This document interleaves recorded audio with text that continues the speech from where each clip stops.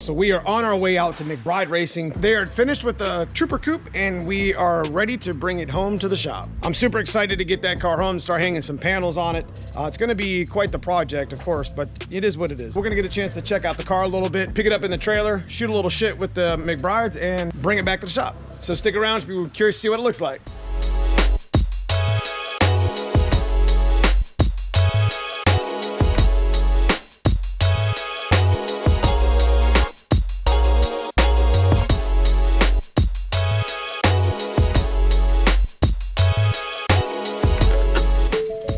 We arrived here at McBride Racing. They got shit kickers on today, working on the drainage. Working out in the woods. Yeah, he's a beer pong champ. What are you talking about? This guy right here is a guy I want to hang out with. Right? It was a jump fest last night. Good, that keeps you on. Now I know. We were already under a severe tornado warning till like 9 in the morning or 9 at night. Right. We were sending that shit anyways. But we definitely learned a lesson last night, that's for sure. Oh yeah. You got her done.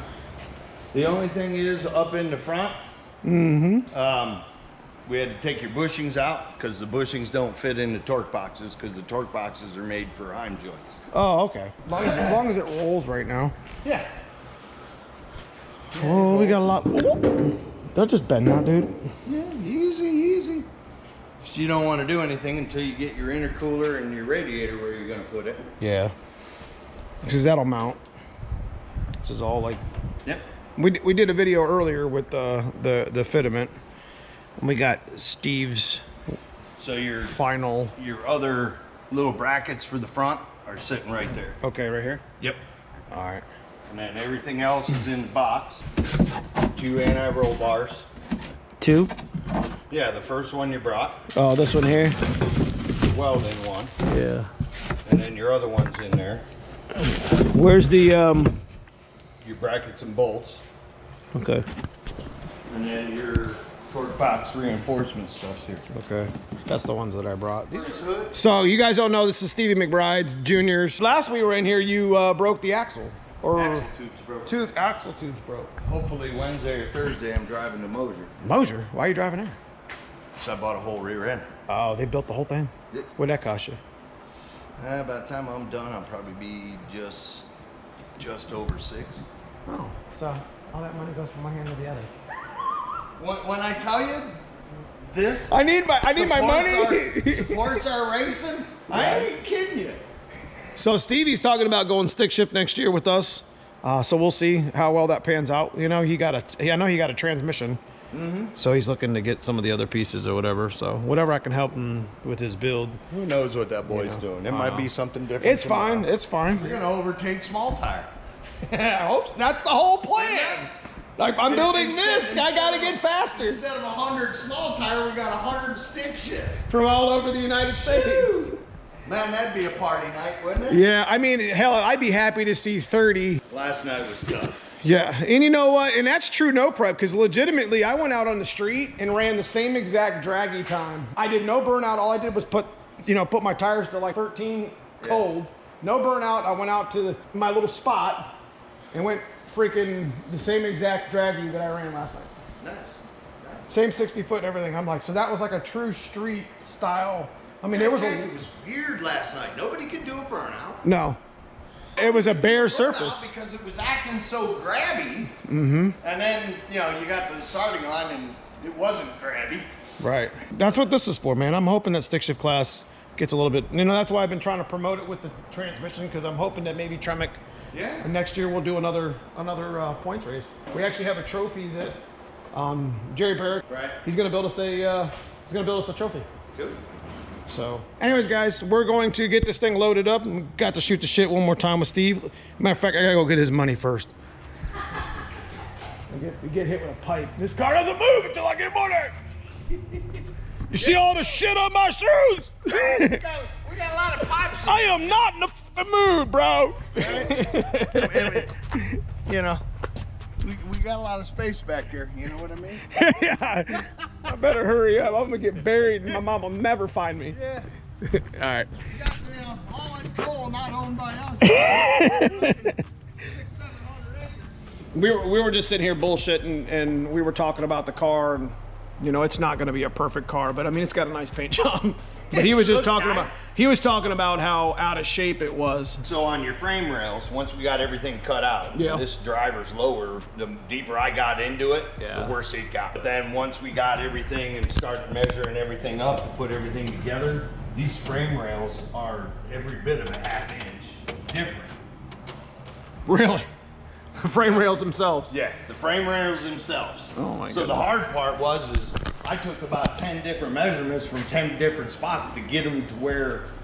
So you actually had to plumb bob them and measure? Plumb bob them and measured from body pull points. So if you put it on a frame machine, the boxes are in line with each other. Okay. And on the lowers, they're not perfect because I had to take a little and give a little to get them to where they were the best. So they're within an 1/8 to a 1/16 of an inch. This is probably, and this is something that you guys on the channel, what I've noticed on my black car, and what some people notice all the time, is the axle's offset. Yeah. And that might have something to do with the torque boxes getting out of shape. Yeah. Yeah, because as those move, that changes the geometry. So it almost dog because your uppers are what holds the rear end square in. So when they start to get beat and it's something you learn, guys. I never even really considered that until you actually told me this stuff. That's why on a triangulated 4-link, a couple of things that make them better than a parallel is the triangulation at the top is what keeps the rear end straight. Correct. In the rear end, or in the car. So that's why you don't have to use a panhard bar or a diagonal bar or a wishbone. The other thing that makes them nice is it's a dynamic instant center. So as the car changes ride height during the run, and you change or even driving, then it moves that instant center in relationship to where it's at, where the bars come together out front. That's a live pinpoint, or imaginary point, right? If you look at it. Do I appreciate all the effort and thought and measurements? I appreciate it. Going straight is going to be very important in this car. I mean, it's a welded box at this point. I enjoy the fact that I'm going to be able to get in here and go fast, or try to at least. Definitely going to have some. We're going to go home and weigh it with the current setup. This bucket here is all my sheet metal. That's upper and lower. Trash. It's all the upper and lower torque boxes. Boy. It wasn't terrible for being in Ohio, though. I guess. No. One thing I wanted to talk, what's something like this that would cost somebody to come in here and do? So this is McBride Racing, Steve Sr. You know, guys met Steve Jr. Steve Jr. So you are an instructor at Ohio Technical College in the race division. Yes. And then your son, Stevie Jr., is a welder at Stainless Works. Yes. So they kind of have some experience with this shit. So something like this would cost somebody that wanted to do the whole project, what we did on your car, you'd probably be about $8 or $9 grand. Yeah. So we're talking tubular, even through the floors, cage, upper lowers, anti-roll bar, and setting and measuring everything to make sure it's straight. Yep. So basically, guys, if you were interested in getting a car like lined up like that, if you had a roller that you wanted to do, and you leave it to the professionals that know what they're doing, not that you're saying that you don't. Even setup. You know, we do setup. You know, Joe with his car. Joe Sabita. We do setups. We'll do anything. Yeah. I mean, you guys, they know what they're doing. Got my bracket car, and I got and Stevie's car, and this is what supports our hobby. Nah, it's an addiction, dude. I know. It's one of the only hobbies that you spend 10 grand to win somebody else's $1,000.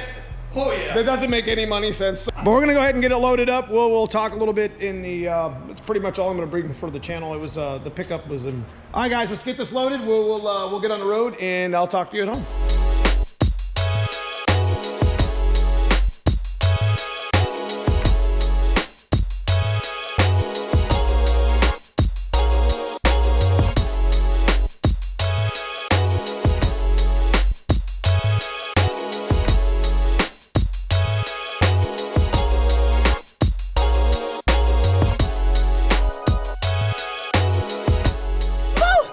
Come here, you didn't help us. You seen us moving the car, didn't you? What's up, Bubba? Oh, Hot Rod, come here. Come here, Hot Rod. Come here. Come here. Good boy. Yeah, are you a track dog?